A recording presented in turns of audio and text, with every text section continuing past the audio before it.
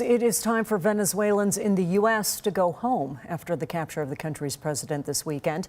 Though many Venezuelans and people who help them say the threats they fled are still present.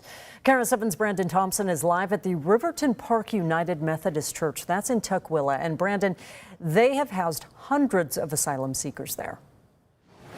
Yeah, and many of them, when they first got here, lived in tents in tiny homes here at the church. And since, they've been able to get their own homes and own jobs. But now many of them fear that the problems they fled will still be there in the near future. At this church in Tukwila, I've worked with quite a few Venezuelans here. More than 1,000 Venezuelans have passed through its doors. They're finally free from this corrupt overlord that had control of their lives. But Pastor Jan Bolerjack says other issues they fled from. Most of them were under threat by gangs. Family members had been killed. May be worse as Maduro's vice president takes power and the United States claims control. Is there any reason to believe that because Maduro's gone, less people are going to flee the country? You know, I asked them if they would go back. I've asked several, are you ready to go back now? They're saying no.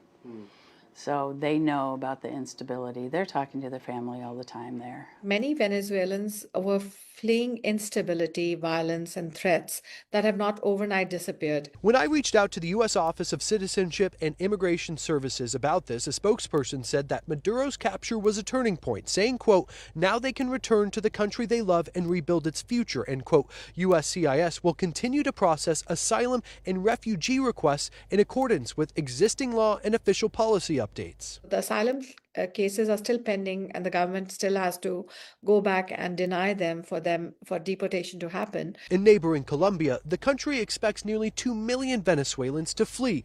With the White House essentially halting immigration, few may make it past there. People that are abroad, I don't see them being welcomed into the United States at all right now. They can't get into the U.S. I don't know where they're going.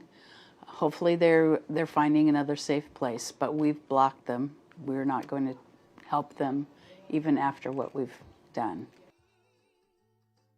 So in 2025, 600,000 Venezuelans had their temporary protective status revoked in the United States.